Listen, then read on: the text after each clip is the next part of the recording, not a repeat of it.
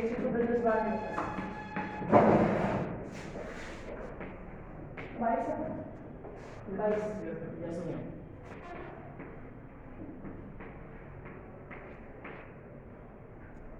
अब यहाँ देखिएगा, आपका मैं कल बताया था सीरीज रेजोनेंस कंडीशन बताई थी, जो क्या फायदे थे, स्पेशलिटी क्या थी, कब आपका जो सर्किट है वो इंडक्टर की तरह बिहेव करेगा, कब कैपेसिटर की तरह बिहेव करेगा। फिर हमने रेजोनेंस कंडीशन निकाली थी जिसमें हमारी जो इम्पीडेंस है वो रेजिस्टिव की तरह बिहेव करनी चाहिए, मतलब इम्पीडेंस रेजिस्टेंस के बराबर होनी चाहिए। और सीरीज में आपका जो सर्किट जो इम्पीडेंस है वो रेजिस्टेंस के बराबर कब होगी, जब आपका XL माइनस XC बराबर 0 होगा। ठीक है, ये आपने बताया था। फिर आपने इसके अंदर ये बताया था कि रेजोनेंट फ्रिक्वेंसी पर जो आपका इम्पीडेंस होता है वो क्या होता है, मिनिमम होता है, और वो मिनिमम होने की वजह से करंट क्या होती है, मैक्सिमम होती है। कहने का मतलब ये हो गया, जितना ज़्यादा आपका आर बढ़ेगा, करंट आपकी उतनी कम हो जाएगी। ठीक है, और जितनी कम रेजिस्टेंस होगी उतना ज़्यादा आपका क्या हो जाएगा, करंट बढ़ जाएगा, मतलब आपका सिग्नल बढ़िया कैप्चर होगा। ये समझाया था। फिर मैंने आपको ये बताया था कि क्वालिटी फैक्टर जो है Q बराबर is equal to omega L upon R। अगर रेजिस्टेंस कम होगा तो क्वालिटी फैक्टर आपका बढ़िया होगा, और अगर रेजिस्टेंस ज़्यादा होगा तो क्वालिटी फैक्टर आपका घट जाएगा। तो सिग्नल में आपको उतनी अच्छी क्वालिटी नहीं सुनने को मिलेगी। ठीक है, ये तो रही थी सीरीज कंडीशन की बात। अब हम बताएंगे पैरेलल कंडीशन के लिए। ठीक है, तो पैरेलल कंडीशन का सर्किट बनाते हैं हम। इसके अंदर आपका क्या होगा, ये तो आपका C हो गया,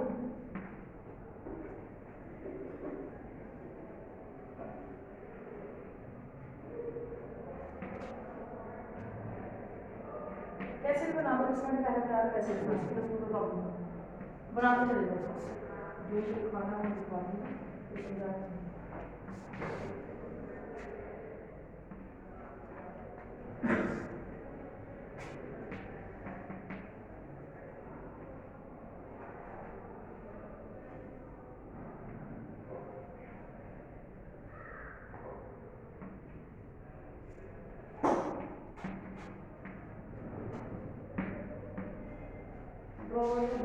समझाने में बड़ी इजी है, वो चैप्टर में बढ़िया और सिलेक्ट पार्ट।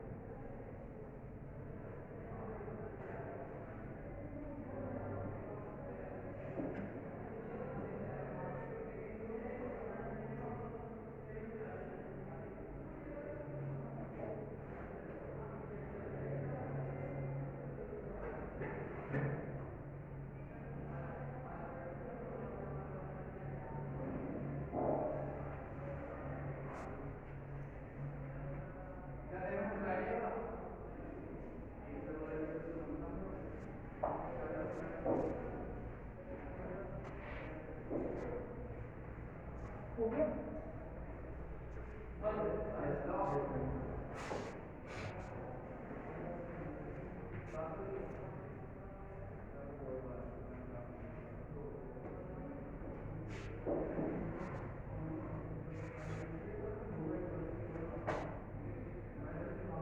मैं देखो, सुनो, ये आपका एक सर्किट है। ठीक है, ये L है, इसका रिएक्टेंस क्या होगा, XL होगा, इसका रिएक्टेंस XC होगा, ये R है। ठीक है, पैरेलल में आपकी वोल्टेज बराबर होती है, आपको पता है। ठीक है, अब इसमें हमें दिखाई दे रहा है कि इस वोल्टेज सोर्स से आपकी कोई करंट जा रही है। ये करंट दो पार्ट में डिवाइड हो जाएगी, एक IL और एक IC। ठीक है, मतलब कैपेसिटर में करंट IC और इसमें करंट I है। ठीक है। ये जो रेजिस्टेंस है, ये रेजिस्टेंस कॉइल की है, ठीक है, इंटरनल, हम कह रहे हैं इंटरनल इम्पीडेंसेस, ठीक है।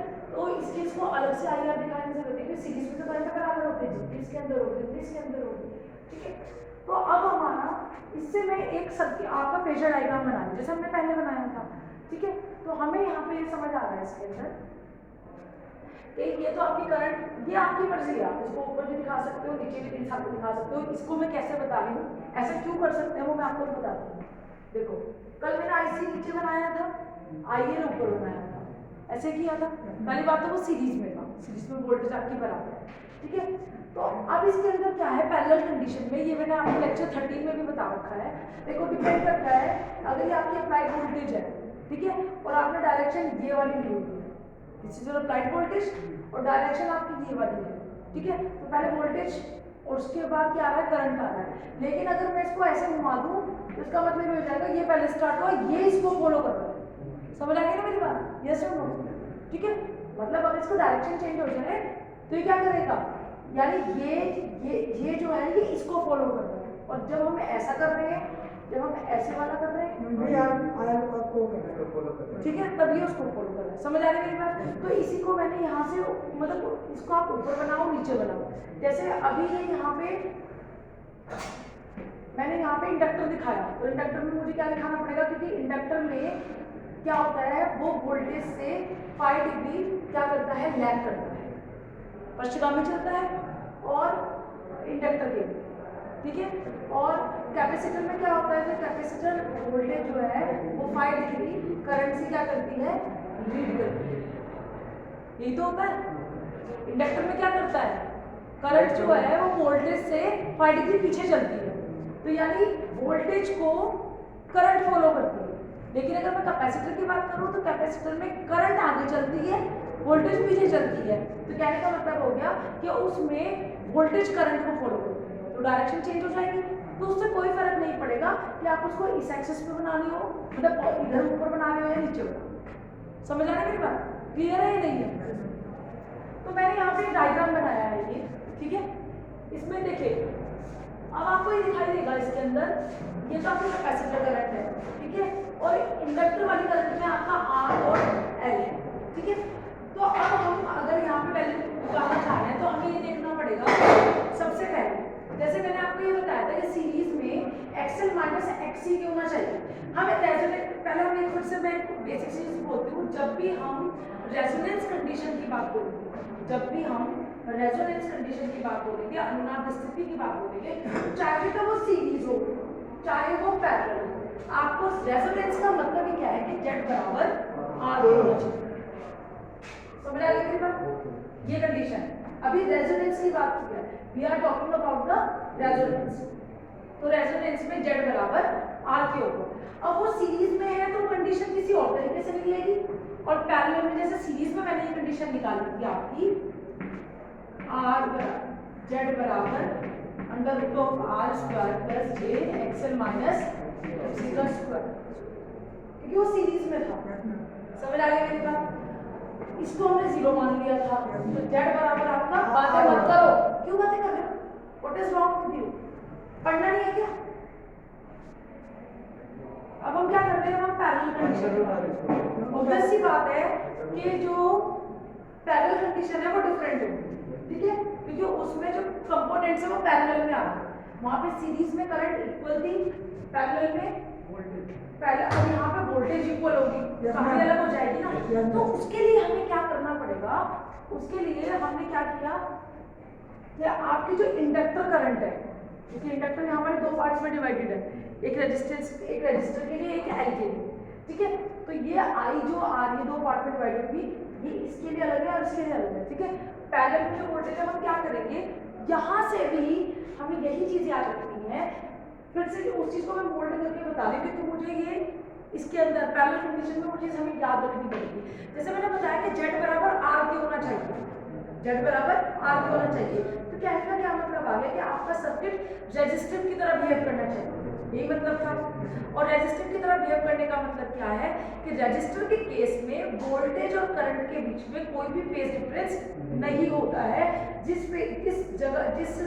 पे वोल्टेज चलती है उसी पे करंट को फोल्ड किया जाता है, यानी सेम एक्सिस पर वोल्टेज होती है और सेम एक्सिस पे करंट। समझ आ रही है बात में क्या कह रही हूँ? मेरी बात आपको समझ आ रही है? क्लियर है? अब देखिएगा अब इस चीज को आगे कहते हुए हम कैसे समझेंगे।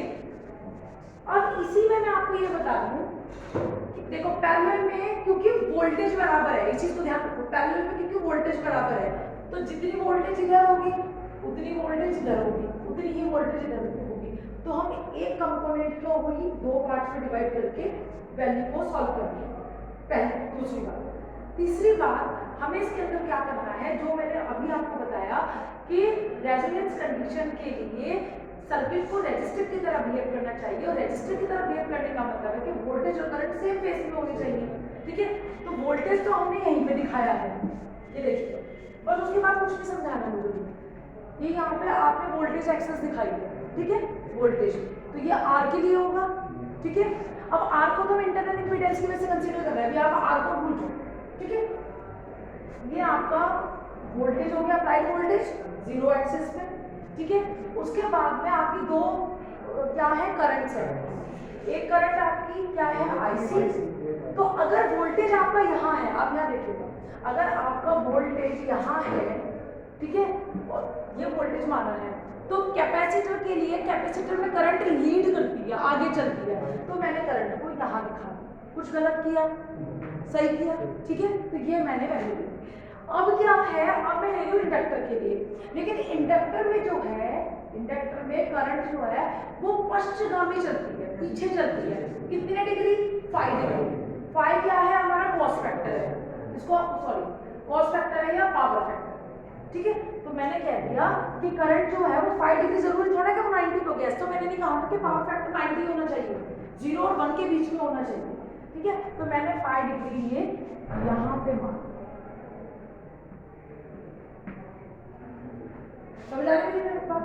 ये करंट है, ये करंट है आई एल। बात समझ आ रही है? राहुल समझ आ रहा है? ये करंट हमारी, ये हमारा वोल्टेज है, ठीक है, और ये हमारी क्या है, ये इसको फॉलो करती है। समझ आ गई मेरी बात? ये जो करंट है इस वोल्टेज से कितने डिग्री है? 5 डिग्री पश्चगामी है। ठीक है, तो 5 डिग्री मैंने मान लिया, वो 45 भी हो सकता है, वो 48 भी हो सकता है। ठीक है, समझ आ गई मेरी बात? अब हमने क्या किया, अब हमें क्या करना है, हम इस करंट के दो कंपोनेंट्स ले, ठीक है, क्योंकि हमें इस आईसी को भी खत्म करना है। क्यों, अभी बताती हूँ। तो सबसे पहले आपको बिल्कुल बेसिक चीज लेके चलते हैं। ये वोल्टेज थी, अप्लाइड वोल्टेज सबके लिए सेम होगी, और अब हमें किसके कंपोनेंट्स दिखाने, करंट के कंपोनेंट्स दिखाने, क्योंकि वोल्टेज तो पैरेलल में ना, सबके लिए बराबर है। तो ये तो अप्लाइड वोल्टेज हो गई, ये अप्लाइड वोल्टेज दिखाई। टैंक सर्किट क्या होता है, एल और सी का कॉम्बिनेशन। तो आपने एल के लिए दिखाया कि एल जो वोल्टेज इंडक्टर के लिए जो करंट होती है वो 5 डिग्री पश्चगामी है, तो आपने पश्चगामी यहाँ पे नहीं दिखा दिया। ठीक है, क्योंकि आपको दो कंपोनेंट्स सिखाने पड़ेंगे, क्योंकि हर एक वेक्टर के आपके दो कंपोनेंट्स होते हैं। ठीक है, हर एक पैरामीटर के आपके दो कंपोनेंट्स होते हैं। ठीक है, हॉरिजॉन्टल और वर्टिकल, एक साइन और एक कोस, जो आपने ईएमएफ में मैंने आपको पढ़ाया है। ठीक है, अब जैसे ये वी वाले की बात कर रही हूँ इसकी, तो मैंने एक क्या था, इसमें जो करंट थी वो क्या थी, लैग कर रही थी, सॉरी लीड कर रही थी। उसके कैपेसिटर के करंट, कैपेसिटर के केस में करंट क्या कर रही थी, लीड कर रही थी। तो मैंने लीड मान लिया कि ये तो एग्जैक्टली यही तो हो। या तो आप दो काम कर सकते हो, उसमें कोई प्रॉब्लम नहीं है, या तो आप कैपेसिटर को देख के दिखाओ या आप इंडक्टर को लेके दिखाओ। दोनों को हर बार कंपोनेंट को सॉल्व करने की जरूरत नहीं होती, क्योंकि पैरेलल में ही ये कंडीशंस आती है। समझ आ रही मेरी बात? पैरेलल में ही कंडीशंस आती हैं कि कौन सा ज्यादा लीड हो लगे, क्योंकि सीरीज में तो हमारा सीधा ये वाला फॉर्मूला लग जाता है। ठीक है, क्योंकि वहाँ वोल्टेज इक्वल नहीं होती, सीरीज में वोल्टेज इक्वल नहीं होती। समझ आई मेरी बात? क्यों कर रहे हैं हमेशा? तो इसमें आपको एक कंपोनेंट आपको दिखाना है, एक तो एक एक्सिस पर, एक एक्सिस पर पूरा, या तो आप आईएल को पूरा दिखा लो, और या फिर आईएल को पूरा दिखा दो, तो कैपेसिटर की करंट को क्या दिखाओ, कैपेसिटर की करंट क्या दिखाओगे, या तो 5 डिग्री क्या लीड करके दिखाओगे। अब वो लीड आप इधर करके दिखा रहे हैं, इधर करके, वो आपके ऊपर है, वो एक चीज को दिखा के आपका काम सॉल्व हो जाएगा, क्योंकि पैरेलल में वोल्टेज बराबर होती है। तो एक वोल्टेज का रेफरेंस लेके फिर आप करंट को, करंट तो अलग अलग है, करंट को अलग अलग दिखाओगे। और सीरीज में क्या करोगे, आपको वोल्टेज को भी अलग अलग दिखाना है। आपको याद होगा मैंने कल जो डायग्राम बनाया था, फेजर डायग्राम, उसमें लिखा था IXL IXC, ये तो दिखाया था ना। और उसमें करंट के दो पार्ट्स क्यों नहीं दिखाए थे, क्योंकि करंट जो है वो हमारी सीरीज में बराबर होती है। खत्म हो गई बात। तो हमारा काम बिना फैक्टर्स को दिखाए, बिना घटकों को वियोजित किए, बिना कंपोनेंट्स को डिस्ट्रीब्यूट किए हमारा काम है। समझ आ गई मेरी बात। अब आपको इलेक्ट्रिकल की ये चीज भी यहाँ क्लियर हो गई होगी कि ऐसा हमने क्यों की, ठीक है। तो अब जैसे मैं यहाँ पे ये वाली बात कर रही हूँ, अब इस IL के दो कंपोनेंट हो गए, एक तो होगा IL sin फाइल और एक होगा IL cos फाइल। यहाँ देखो रचित, ये IL है, IL sin फाइल और IL cos फाइल। तो मैंने यहाँ पे दो कंपोनेंट्स लिख दिए। समझ आ गई मेरी बात। मेरी बात सबको क्लियर हो गई या नहीं हो गई? हो गई सबको क्लियर। अब मेरी एक बात सुनिएगा, अब इसमें हमें ये पता है कि रेजोनेंस कंडीशन क्या होती है जब Z बराबर R के होता है। मतलब आपका जो वोल्टेज और करंट सेम फेज में होते हैं, मतलब यही तो हो गया ना, Z बराबर R के, और रेजिस्टर क्या करता है, करंट और वोल्टेज सेम फेज में होते हैं, मतलब जिधर वोल्टेज होती है उधर करंट होती है। ऐसे ही तो होता है R के केस में। समझ आ रहा है बच्चे? ठीक है, ये किसके लिए, R के लिए। तो अब हम क्या करेंगे, अगर आप इसमें देखो इस पूरे सर्किट में ये तो IL के तो दो कंपोनेंट्स हो गए, ठीक है, तो इसको तो कंसीडर करने की जरूरत नहीं है, ठीक है। जब आप दोनों कंपोनेंट्स को कंसीडर कर रहे हो तो IL को कंसीडर करने की जरूरत नहीं, क्योंकि ना आपने IL की जगह लिख दिया IL cos फाइल और IL sin फाइल, तो जुड़ के तो फिर वो IL ही आएगा ना, under root of IL cos फाइल square L plus IL square sin square L। तो cos square plus sin square क्या हो जाएगा, 1 हो जाएगा, तो पहले क्या बन जाएगी, IL। अब हम क्या करेंगे, मैंने ये कहा according to the resonance condition voltage current के सेम फेज में होनी चाहिए। वोल्टेज कहाँ पे है, यहाँ पे, और इसमें करंट कौन सी आ रही है, अगर मैं इस एक्सिस पे करंट कौन सी है, IL cos फाइल। तो यानी अगर आपके सर्किट में कौन सी करंट, वोल्टेज और इंडक्टर का जो IL cos फाइल है इसमें सेम फेज में है, तो अगर आपके सर्किट में सिर्फ ये बचे